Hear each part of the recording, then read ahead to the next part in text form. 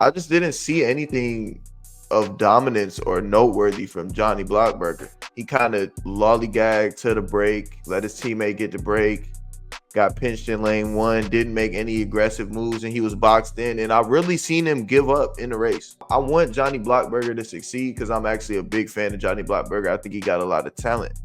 But I hate to see somebody quit in a race. I think you're absolutely wrong. I do not think that he gave up in the 400. I'd be nervous as hell if I was Auburn right now. Somebody came in to this event that we were supposed to dominate and took our lunch from us. Oh, I feel like if I'm Ohio State, if I'm Penn State, if I'm Michigan, I kind of feel away like, yo, they came up here, they took the block over like that. Like, that's crazy. If he was 5 years younger or a couple years older, I think that we would talk about Johann Blake the way that we talk about Usain Bolt. Welcome back. Another episode, Track World News Podcast. Your host, Colin Waitsman, here with our esteemed co-host, Mr. Noah Williams. Noah, how you doing today, brother?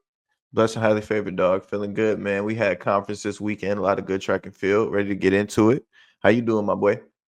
I'm doing good. The weather's finally starting to turn. It was like 55 degrees for the first time a couple days ago. So it's nice like to get home and it's not like pitch black outside. Like it feels like it's starting to get better. So can't complain. How about yourself? Can't complain, bro. All is well, man. Like I said, blessed and highly favored, dog.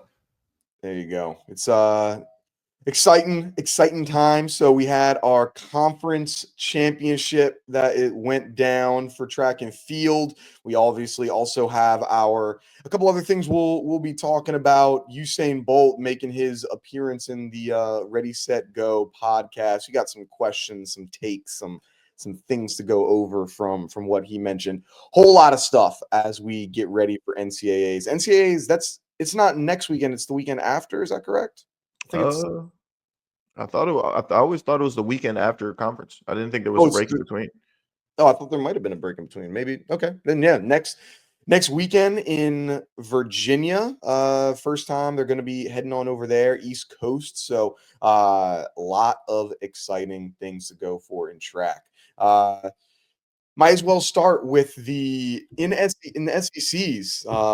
So we had Texas A&M bringing home the win on the men's side, and then I think it was Arkansas women on the women's side that brought home the win. A lot of standout performances. I guess 400 has been popping off. This feels like the year of the 400 right now. Like we've got over the high schoolers that are dropping crazy times. College kids are dropping crazy times.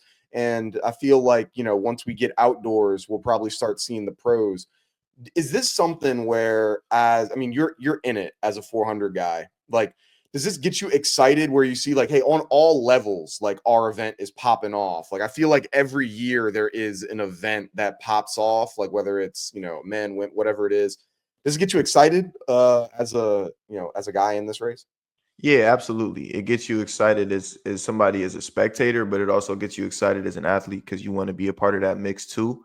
Every year it seems, especially in a 400, I've seen a trend of talent, and it's been a deeper and deeper field, and that's continued this year with some of the athletes that we have in the field now and some of the performances that we had at conference. It just proves that the 400 right now is really hot, and whether it's the coaching adjustment or athletes really buying into the event and believing they can do special things in it. But yeah, I'm all for the buzz in the 400 meter right now. There's some great performances. It's just taken off right now. I think really starting with when I really look back at it was the Olympic 400. Like from there on, it's really just been on a meteoric rise of just like crazy times and things that we're seeing. And the times are bringing great competition. It's not like, it's one thing if it's just, a blowout race and it's like, okay, nobody cares. Like, nah, it's like people are showing up and like bringing good competition. And I feel like some of the better personalities now are starting to come out of the 400. I mean, we saw. I'm sure we'll talk about it soon. Nathaniel, Ezekiel, like shushing the crowd, at the conferences. So it's like it's starting to get exciting and make you want to watch a little bit more. I feel so. A great year for the four. Absolutely, bro. Absolutely. So with that, speaking with the 400, let's go to the SEC conference. We had some incredible performances on the women's side and the men's side. Aaliyah Butler taking the victory, becoming the sixth fastest woman in NCAA history with 49. What was it? 49.8 or 78. 49.7? 78. 78. Yeah. And Isabella Whittaker right behind her from the University of Arkansas, becoming the seventh fastest in history. So watching it as a fan, those girls are dogs with incredible speed and strength. Super impressive over there. And then on the men's side, we had Ahmad Robinson, proving himself to be a great 400-meter runner indoors.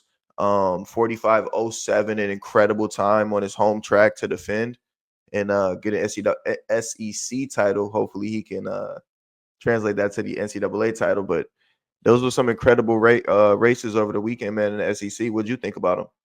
Yeah, I thought so Aaliyah Butler, because I think back to what was it? Was it the Olympic trials or NCAAs? I think it was NCAAs where it was just her and all the Arkansas women. It was like, Yeah. like, yeah. So, and she was the woman, like, that was tasked to break up this, red wall essentially of women's Arkansas. And like since then, she's really been stepping up from her, like in her racing strategy and really being a prime name to win these titles. Like if you win SECs, you have a very good chance at winning the NCAA championship. It's Yeah. like that is, and because many of the same women that are in this or in this final are going to be in the NCAA one. And I mean, Isabella Whittaker's no slouch. Like she's been extraordinarily talented, both her and her sister,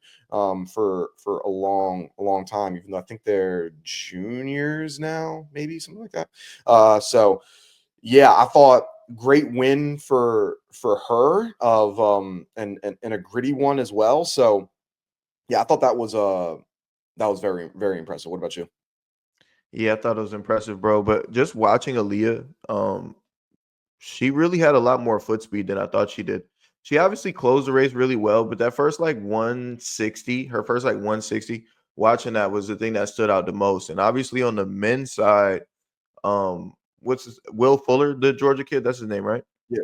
Yeah, I think he transferred from Stanford, but that was a bit of an edgy race there between Will and Ahmad, going back and forth there, and it kind of continued on to the 4x4 as well, where they're getting edgy and bumping, and I can tell there's a lot of obviously passion, but a little bit of ego involved too, which we kind of love as fans. It's more entertaining that way. So hopefully those two, I can kind of see a bit of a rivalry brewing. The talent is obviously there between both of them. I mean, Will ran a 45.2, which is right there with Ahmad. So I'm excited for both of those guys moving forward. Yeah. The one, I mean, the matchup that I was looking for NCAAs, I mean, I think Will Fuller would be an interesting one. Not quite as excited for that versus I want to see Ahmad versus Nathaniel Ezekiel. We'll talk Right. about. I think like they both have pretty boisterous personalities. I think Ahmad even more so, and has really just kind of embraced that over the past like year or two of just like nah, like I do not care like about like what y'all think about this and that, the third, just like boisterous. We see him on social media, we doing all that stuff. And so that's like the one that I want to see. And it's I think there's a couple other people, but of all the matchups in college, like that I feel is the best one going into NCAAs. Yeah, that's going to be a showdown. It's going to be a showdown. They're two very different style runners, two very different size runners. It's going to be really, really interesting to see how this shakes out on the men's four. Mhm. With that, so in the I mean, we talked about that SEC 4x4. I wonder your thoughts on it because the announcers like really brought this up. So first, they led off with Auhmad, who's been kind of like known for being the closer for these things. And so it seemed kind of interesting to me to see that they're going to have him go on pop off instead of like closing this thing out, because the competition, like the meet was really close. Like it was, they didn't need to win, but they needed to come in either first or second. If they came in third, they would have lost if Arkansas was going to win.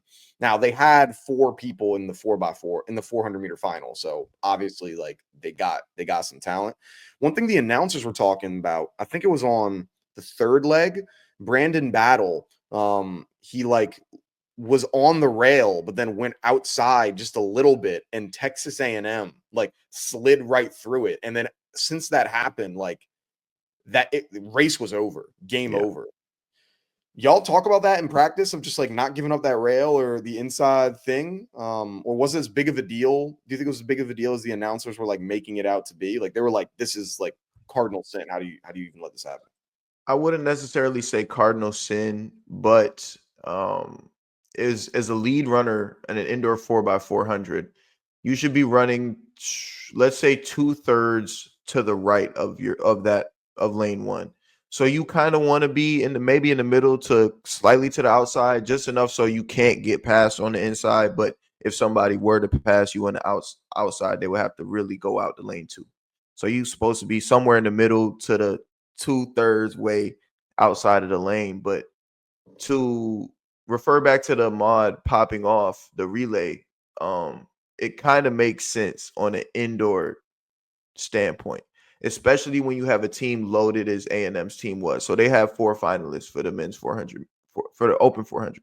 So obviously we know they got dogs. We know they can run fast with multiple guys. So in order to get a lead in an indoor track, you want to put your fastest guy first sometimes. I actually ran first at LSU sometimes, but I was always the anchor outdoors. But that indoor, a lot of times it's like getting that break. You don't want to get caught up in the mess. So a lot of times you'll see teams put their fastest guy first to avoid all of that, especially when you just got to get second or first. Like you don't want to worry about none of that. Let's just get our fastest guy first and get everything else out the way. And it worked kind of, but they won. So yeah. Yeah. I mean, like it worked, but I feel like in that race it didn't do what they were trying to do, because he still got the handed off in second, and it was like Yeah. still messy. So I was like, yeah, you got the end outcome right. Like it worked for you.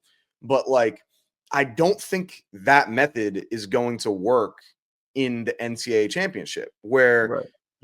because you went at SEC. Now, yes, we know that most of the big dogs are going to be in the SEC that you're going to be, competing with. But at the national championship, when people are peaking, and Auhmad clearly could not get that separation that you planned for. I feel like you're wasting some of his like what makes him to try to go and win something. I feel. Yeah, that's definitely true, bro. Like, yeah, Will popped off for Georgia as well, right? Yeah, yeah, Yeah. because that's who what's the He's- name beat Ahmad on the relay leg. So Yeah. yeah, that is valid. Like if you are gonna put him first, he does have to come through with a little lead, like a nice lead for your team. So yeah, that is true.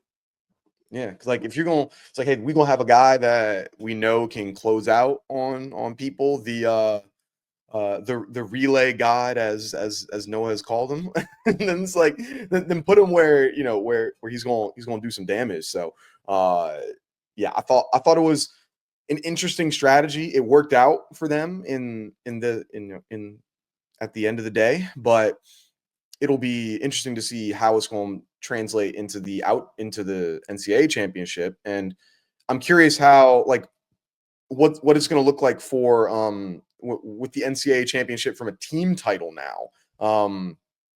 Because like you said, the team titles are completely different than the regular individual titles. It's only top 16 people that make it.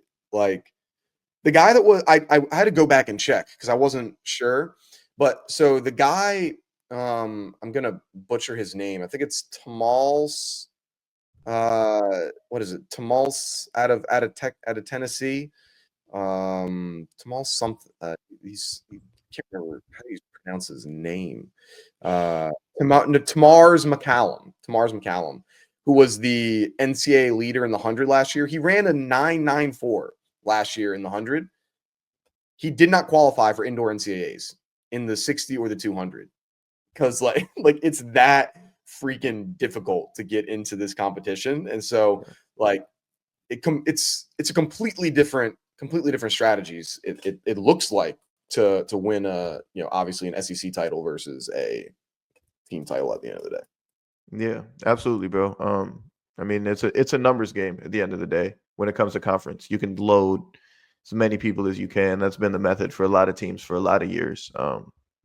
So yeah, and another notable thing, didn't Oregon sweep the Big Ten conference? Yeah, I was going to bring that up. Yeah, and Oregon sweeping Big Ten, first time in the Big Ten, and just like coming in and dominating. Yeah, That's spooky. That's spooky, bro. Like, I don't know. I feel like if I'm Ohio State, if I'm Penn State, if I'm Michigan, I kind of feel away like, yo, they came up here, they took the block over like that. Like, that's crazy. yeah, and I think USC was like second. I think they might have Like been. They might have been. They did well, they dominated a lot of the events at that meet. So yeah. yeah, like I gotta feel, yeah, if I'm coming through, yeah, Penn State, Ohio State, and all them, like I'm feeling like, damn, we just let some West Coast people, they ain't know nothing about Big Ten track and field. They're coming in sweeping us. Like they didn't even have conference championships in the Pac-12s last year. Like because That's they were, crazy. yeah, because they only had like the, you know, it wasn't an official conference championship because Yeah. they raced at Washington, which is a flat track. And so it wasn't even like an official conference championship. And so they let them come in and dominate. That was tough. That was tough. So Yeah. not great for them, but we'll see if anyone else can come through for this for the finals for this upcoming year. There's a lot of I'm excited to see like Ajani Dwyer, 60-meter freshman, Penn State. I mean, he on one hand, like he's dropped some crazy times. This is like his first year running indoors. He's had a lot of difficulties so far this season. Like he's been really hot or really cold. Like he stumbled twice now in like two back-to-back 60s. Like at USA's, he stumbled, even though he ran a PR, he stumbled. And then he stumbled at Big Tens, and he also had a DQ in the 200. So this is his first year. He was like a pure soccer guy, and he's clearly just getting used to everything. But like he feels like a pretty big wild card to me of like someone not to like. While I don't feel he's a favorite by any means to win the 60. I don't know. He feels like a good person that could be a, you know, come out of nowhere wild card type of guy. Not too mad at it. Considering he is new to the sport, but I really like how they're running him in a lot of big meets back to back to back. They took him to the USA meet. He just ran that conference. Now he's got an opportunity to run an indoor meet. Um, Similar to Shagna Traore at Penn State last year, who didn't have much Division One or Division One experience. He was able to do a similar routine, and then he won an outdoor title. So this might trend upwards for Ajani, or that's how you say it. I say it. Yeah, I think it's a Johnny. Yeah, a Johnny Ajani Dwyer. Dwyer. So this could be trending in a really good direction for him. Yeah, I think it's the consistency is what gets me nervous. Like because we've seen it time and time again before with top level athletes that haven't had the consistency, that have struggled at these major championships in one meet or another. We saw Makai Williams a couple of years ago who had the DQ.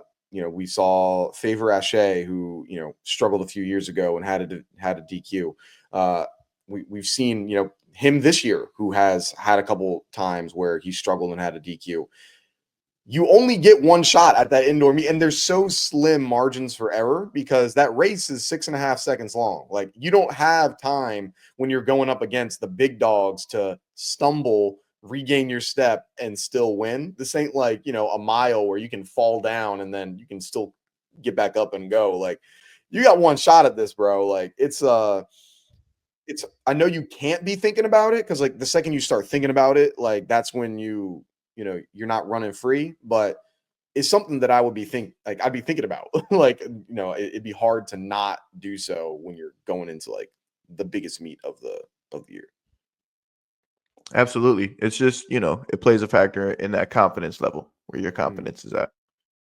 With the 60, talking about some new, I guess kind of a new face, but we saw Jordan Anthony, wide receiver, Arkansas, was Kentucky, he transferred on over, back to Arkansas. Big time win. Unfortunately, once again, there was another false start. Like we didn't get to see both of the top guys, but I mean, the two fastest people in the country in the 60, out of Auburn, you have Israel Okan and Kai Anisola, who is number two in the country and number one in the country respectively.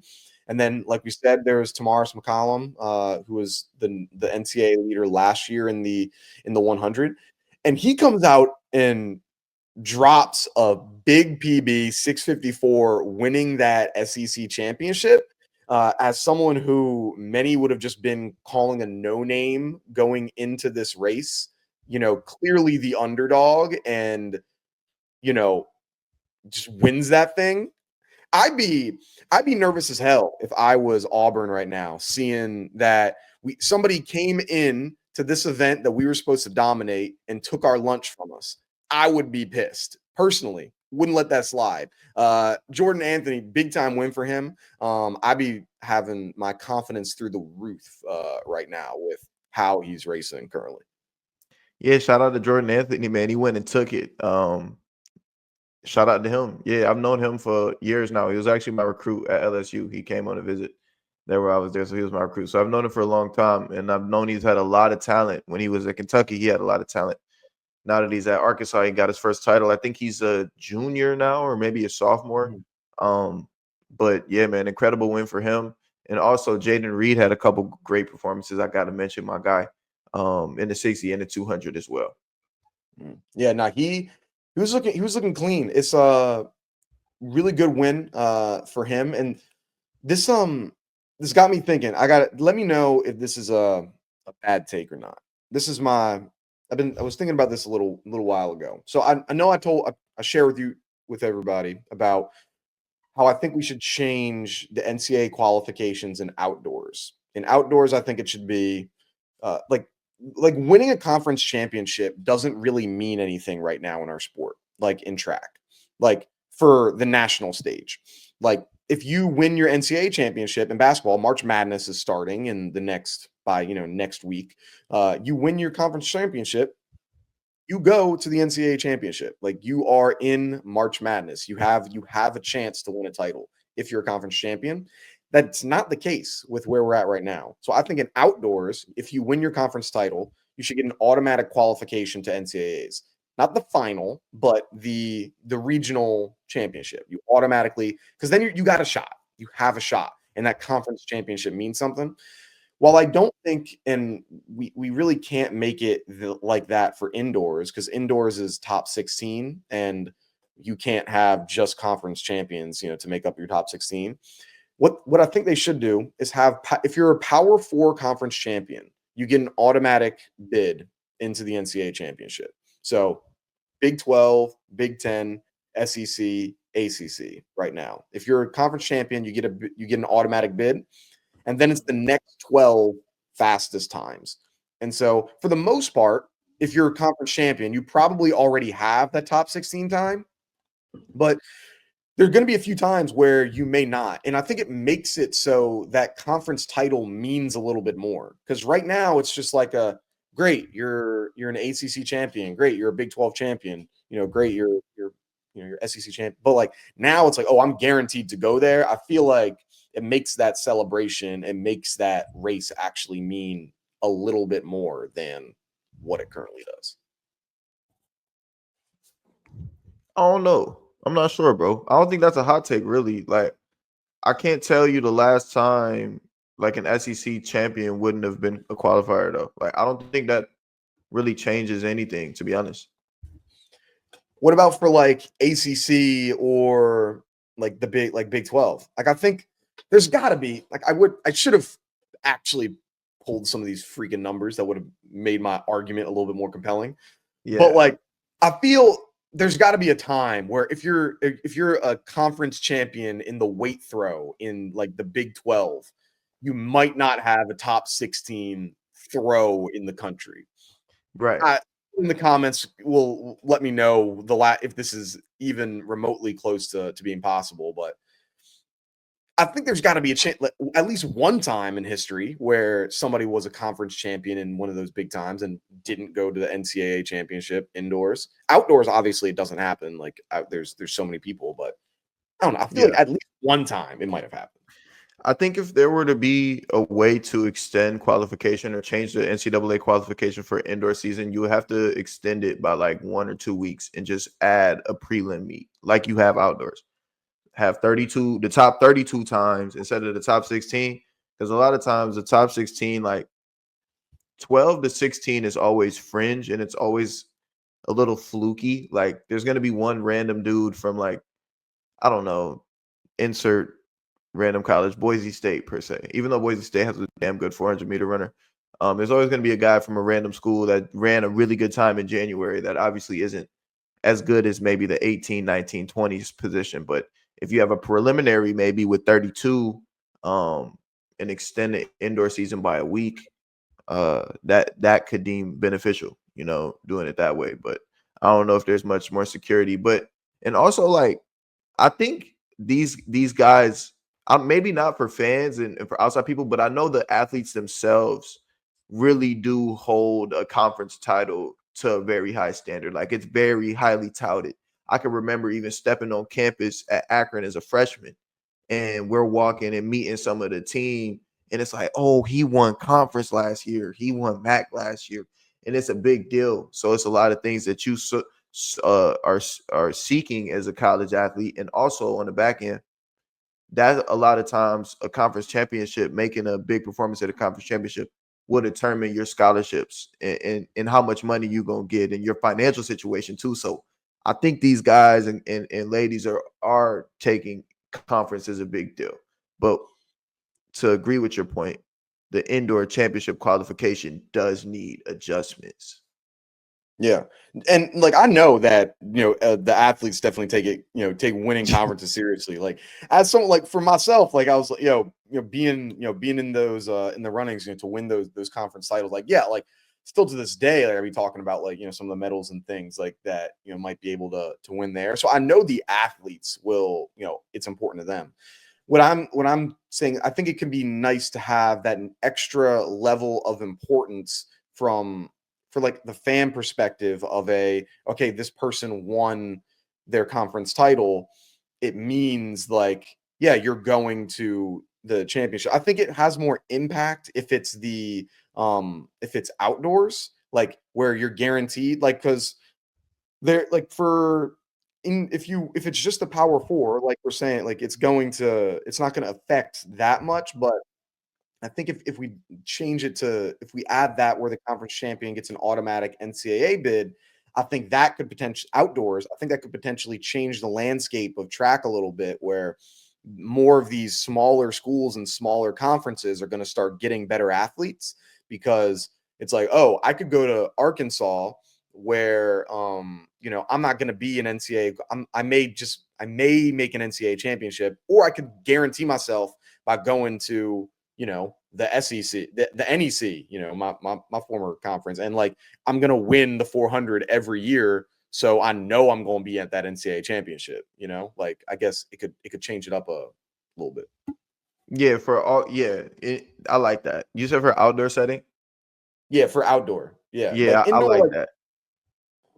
yeah, indoors, you would have to like extend, like you said, you have to extend the qualifications to 32 people in order for you to say all conference champions get it, because you can't like I don't even know if there's 16. I think there's more than 16 conferences in college sports anyway, so it wouldn't really work. But yeah, I think that could be interesting. So we'd have to see that. We'd have to see that. Another one that I wanted to go on. So we talked about Isabel Whittaker. First, got to get into my pole vault bag real quick. Two great competitions, two great pole vaulters.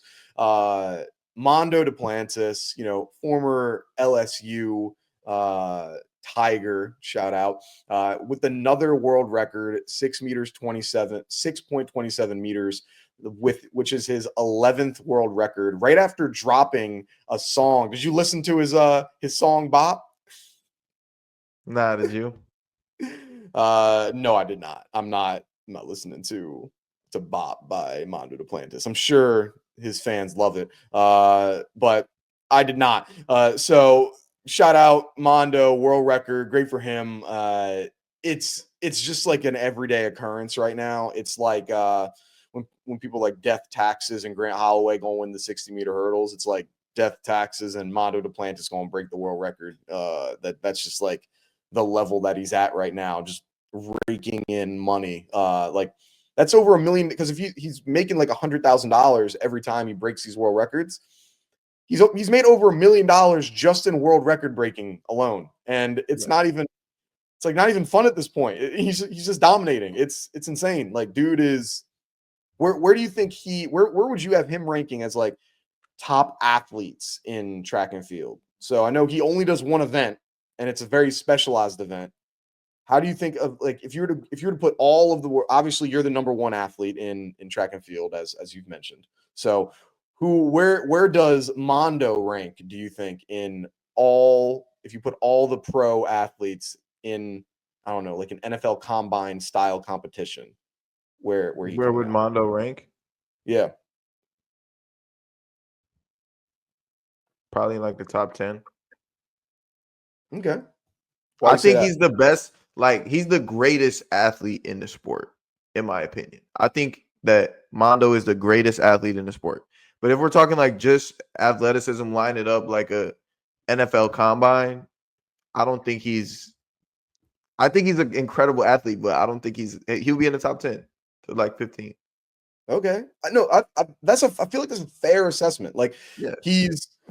we saw him in that when he's beating Warholm, so he Yeah. can beat Warholm in the 100.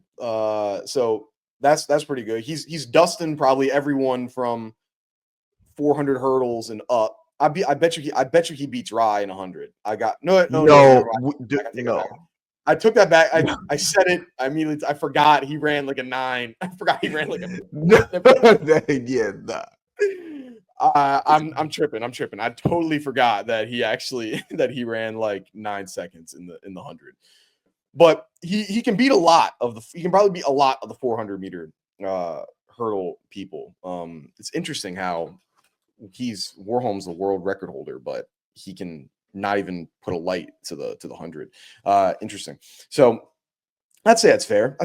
So one I wanted to other get to in the pole vault, we had Amanda Moll, sister Hannah Moll also. She broke the NCAA record, 4.91 meters. She broke her own record from the week before.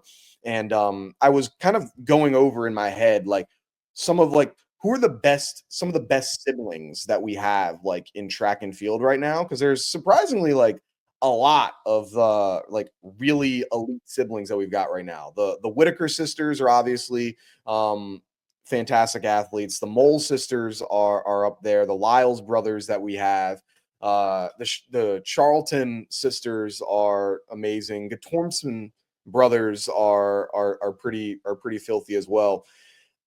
I don't know. I think they're one of, if not the best siblings. I think the Lyles brothers are right there. I probably personally would go with I think the Charlton sisters are probably the best siblings combined. If you take both of them together, I'd probably say that they're the best siblings, world record holder and NCAA record holder right now. Like if you're combining where they're at, and then I'd say probably the Lyles brothers right under that, American record holder.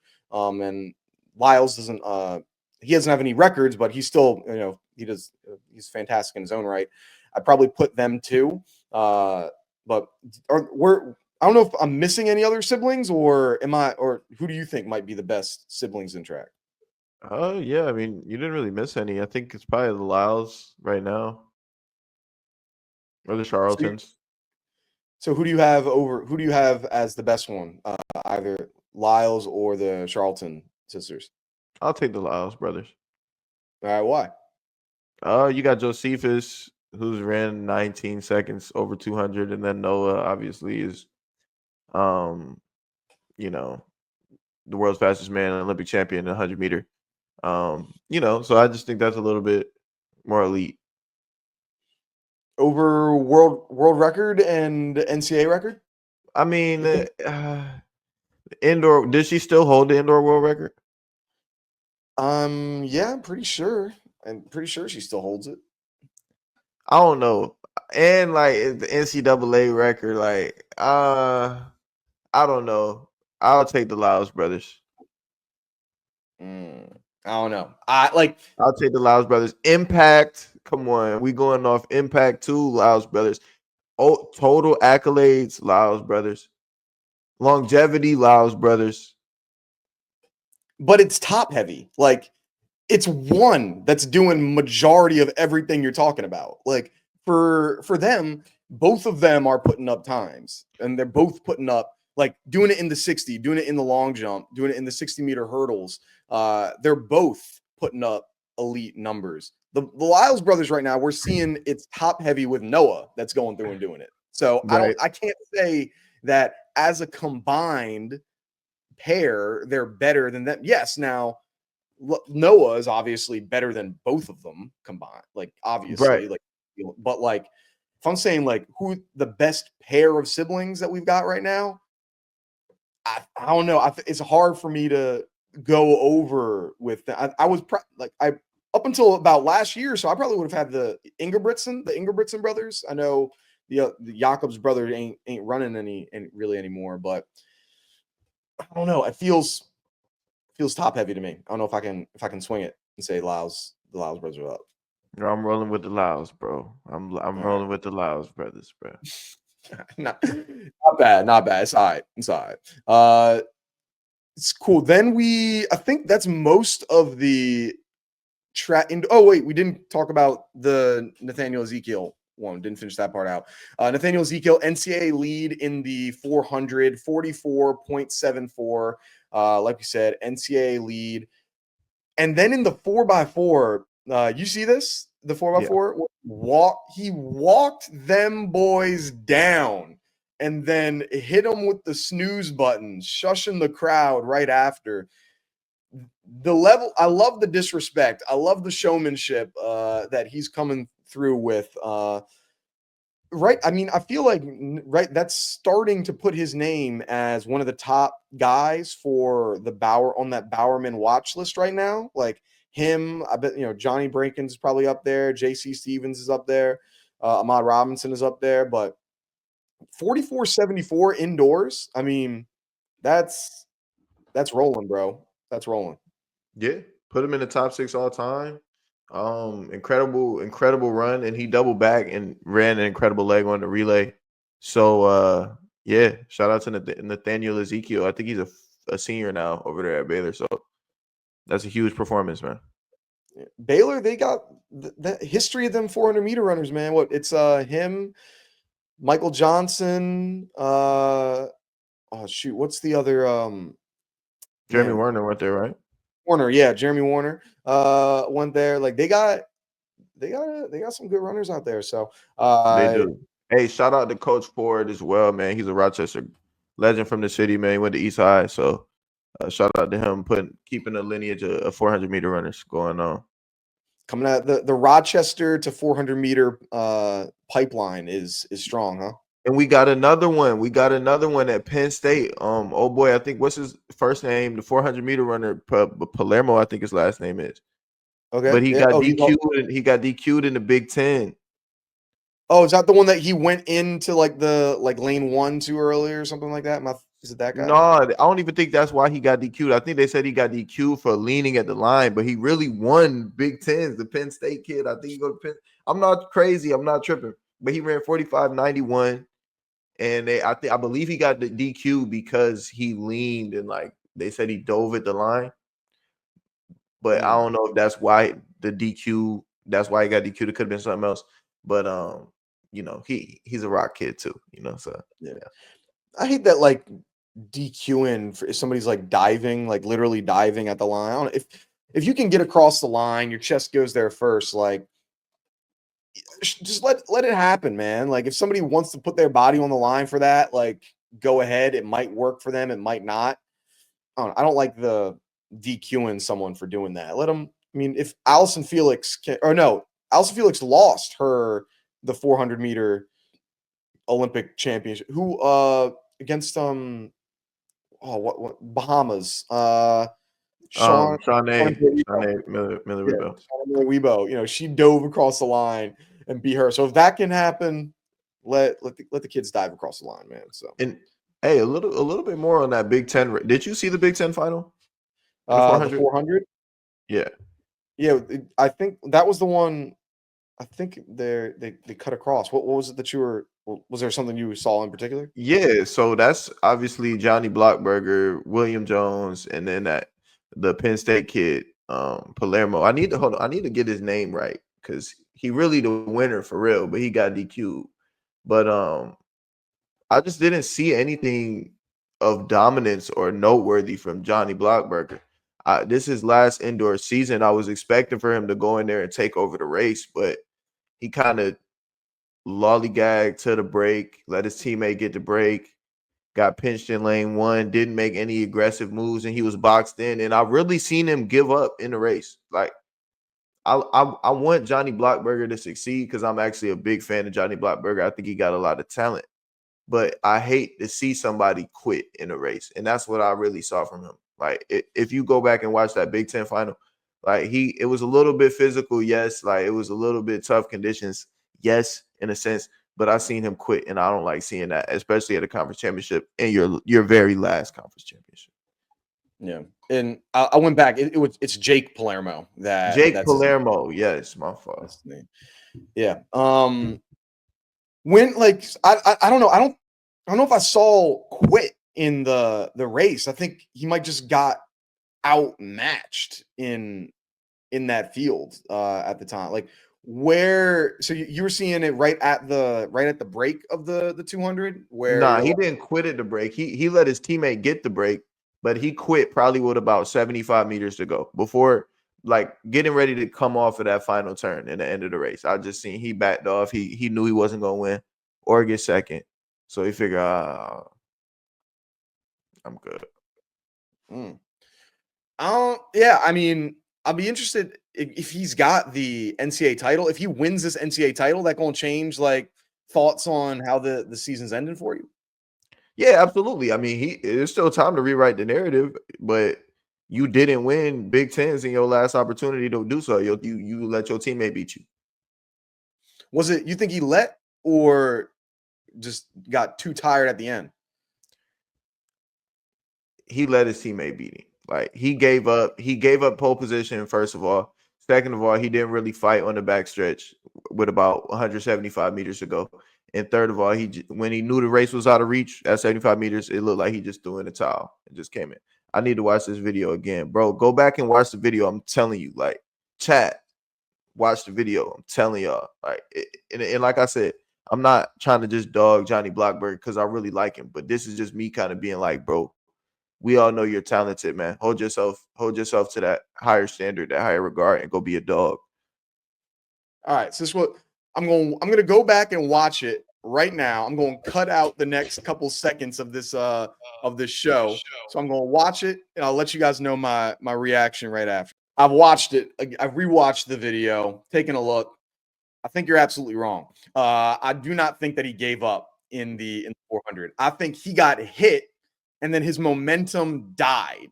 And once his momentum died, there was just no shot at him coming back and trying to build that back up again. It was just over. And by that point, yeah, the race was over. So it's like it didn't matter if you try to, kick it back up into a gear. Now, if he didn't get bumped, that bump I think slowed things down a whole lot. Like that it got a little physical towards that last 50. I wouldn't say that he gave up, but I would definitely say that completely killed his momentum and made it so there was absolutely no shot that he'd be able to win.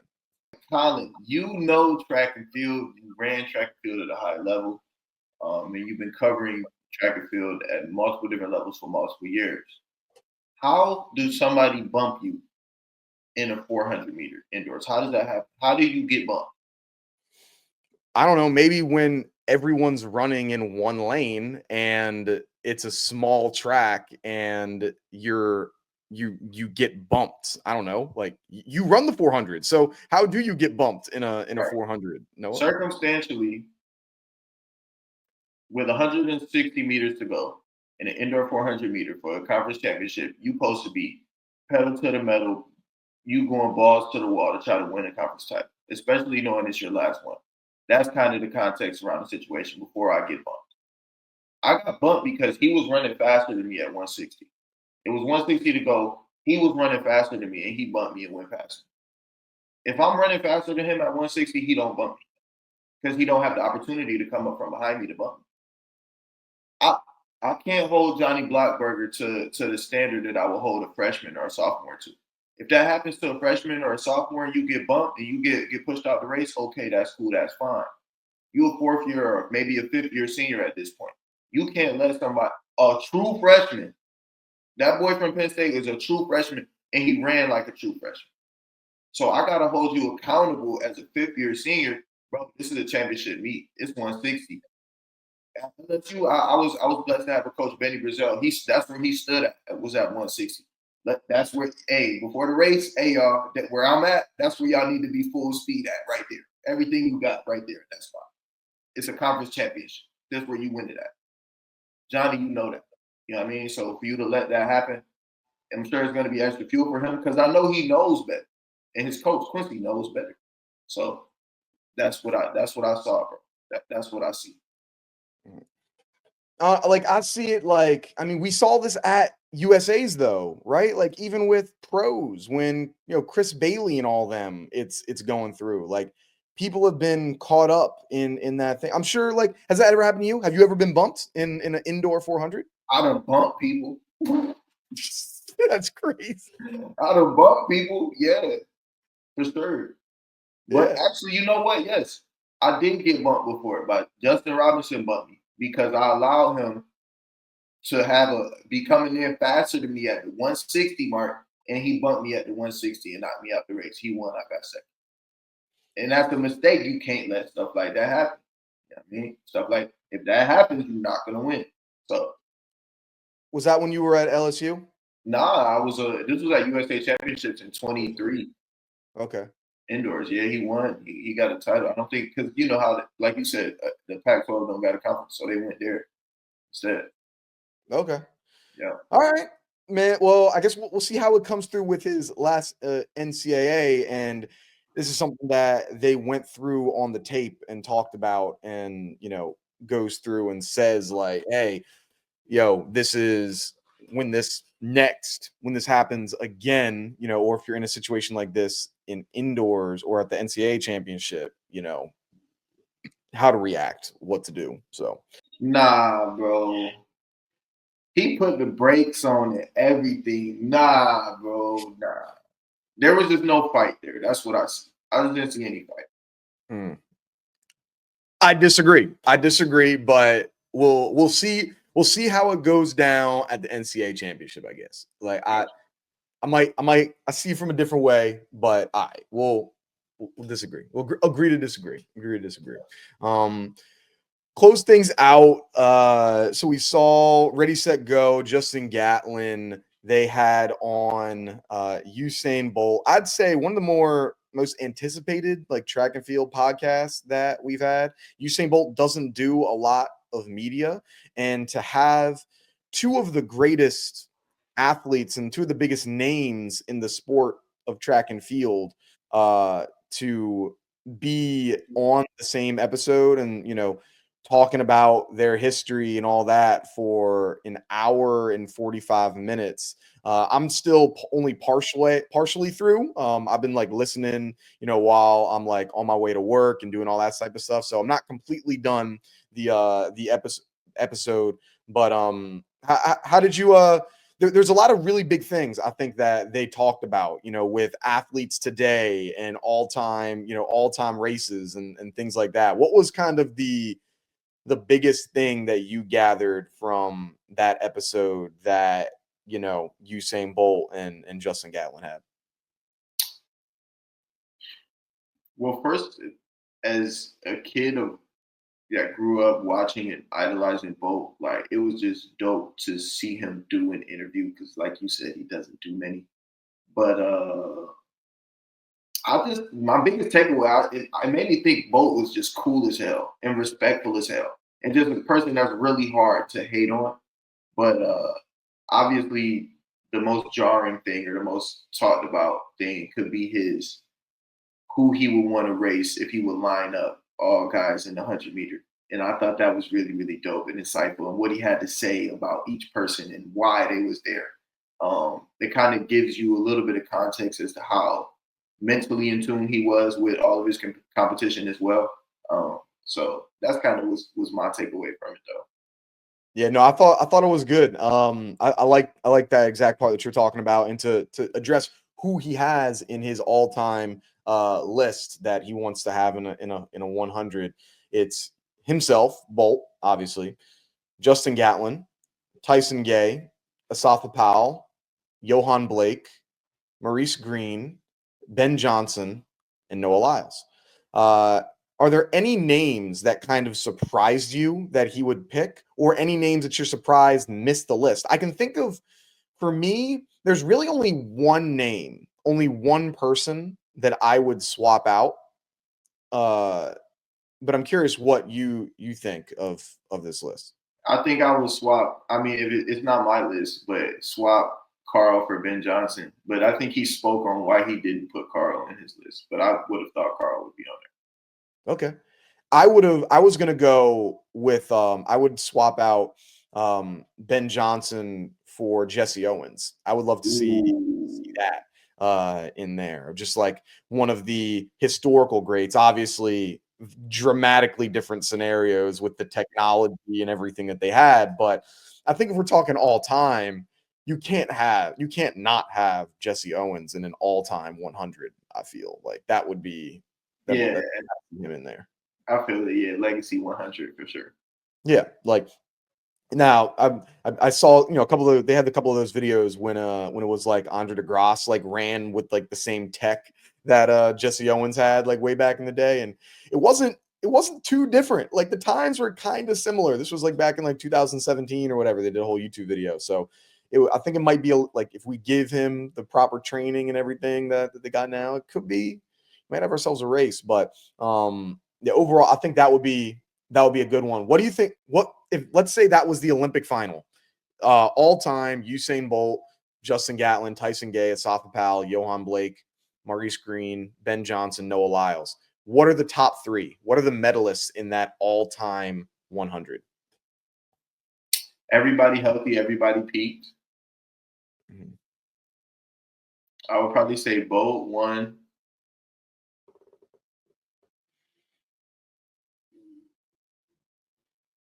That's tough. I would say Bolt one. I want to say Tyson two,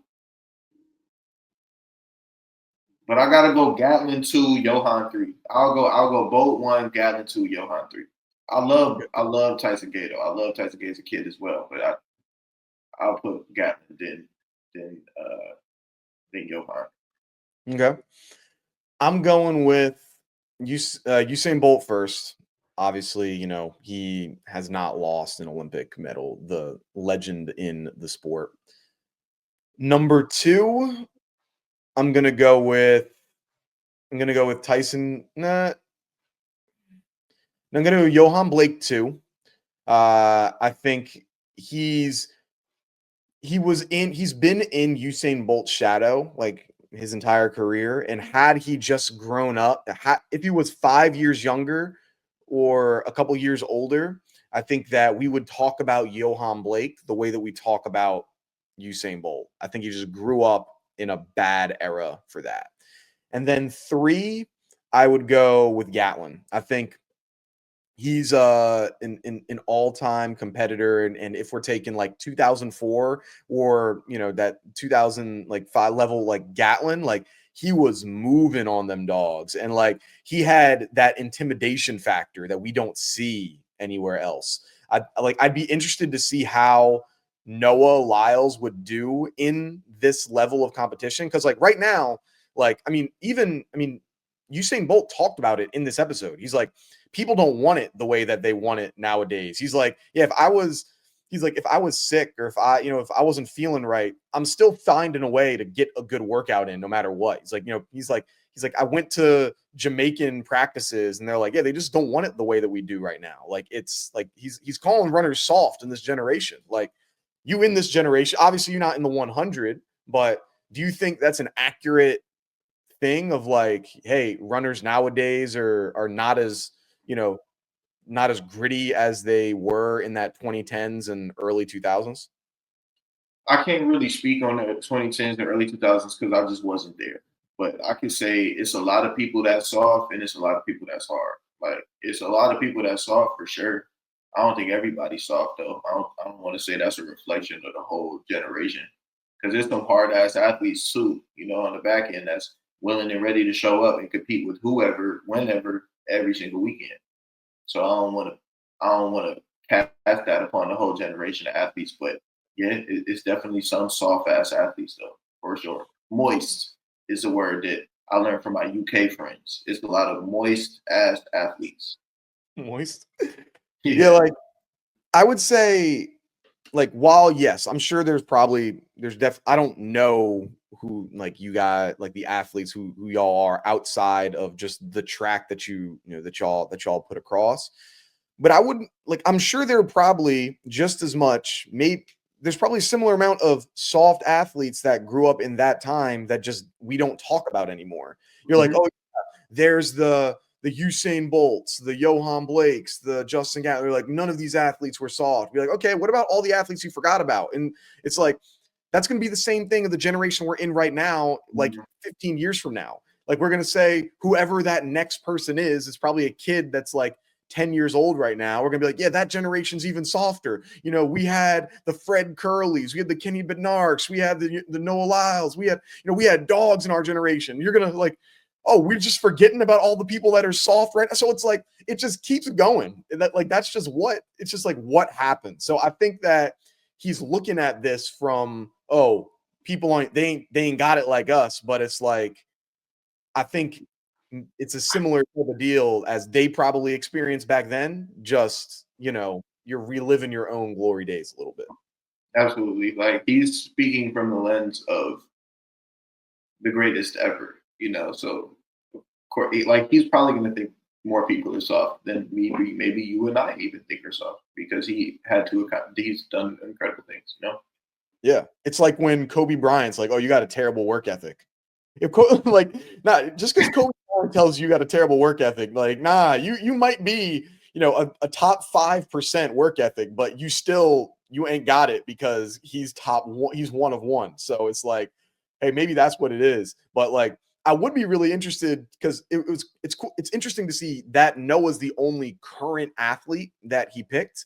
And I think it's deserving, and I'd be interested. But yeah, like I'd say right now, like Noah hasn't like no one's faced like that level of just like crazy competition and intimidation across the board of like, yo, you come through, you're the most boisterous guy like when you're running through on the track right now, and now you're lining up against, Usain Bolt, who was the Superman of track and field. Then you had Justin Gatlin, who was like, the Joker. Like everybody loved hating Justin Gatlin, through his career. So it's like you're not just like the big dog anymore. There's other people that are equally loved and hated than you. It's like, so that pop that you get from the crowd, because he says, how much he, gets better from the crowd.